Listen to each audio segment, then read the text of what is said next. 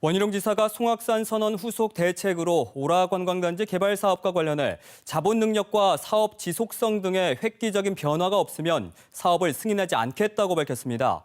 하지만 오라 관광단지 개발 사업 논란의 핵심인 중산간 훼손 문제 등에 대한 대책은 내놓지 않았습니다. 강인희 기자입니다. 제주시 오라동 일대 중산간 357만 제곱미터, 마라도 12배 크기의 부지입니다. 이곳에 중국계 자본 JCC가 5조 2천억 원을 들여 컨벤션 센터와 5성급 호텔, 골프장 등을 짓는 오라 관광단지 사업이 추진되고 있습니다. 하지만 사업자의 투자 적격성과 자본 조달 능력 논란으로 제주도가 자본검증위원회까지 꾸렸지만 미흡한 것으로 결론났고, 지난 7월 제주도 개발사업심의위원회도 사업계획서 재수립을 요구한 상태입니다.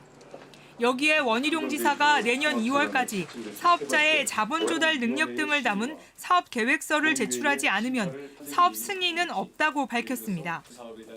기존 심의된 사업 계획과 차별화되는 실질적이고 획기적인 사업 내용의 변화가 없다면 승인하기 어렵습니다.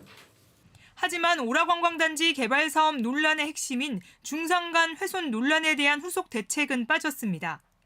한국환경정책평가연구원은 2016년 환경영향평가 당시 검토 의견으로 오라 관광단지 사업지구가 경관보전지구 1등급 등 보전지구 비율이 높아 대규모 개발 사업은 바람직하지 않다고 명시했습니다.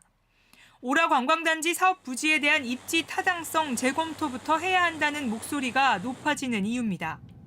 제2차 국제자유도시 계획에 담긴 제주도 미래배전 계획의 핵심인 환경자원 총량관리 시스템을 오라단지 사업부지에 적용하면 사실상 90% 이상을 개발할 수 없습니다. 2016년 제주도가 오라 관광단지 개발 사업에 첫 적용하겠다고 약속하기도 했습니다. 제도화의 과정이긴 하지만은 도지사가 이제 인허가권을 갖고 있고 이제 그 정책적으로 환경자원 총량제를 활용하겠다라고 명시한 만큼 이 부분을 적용하는 거는 맞다라고 보는 거죠. 제주 최대 관광 개발 사업인 오라 관광단지 사업. 엄격한 잣대를 적용하는 것 같지만 심의를 충족하면 사업을 승인할 수도 있다는 의미로 풀이되고, 사업자 측 역시 정상 추진 의사를 밝혀 논란은 계속될 전망입니다. KBS 뉴스 강인희입니다.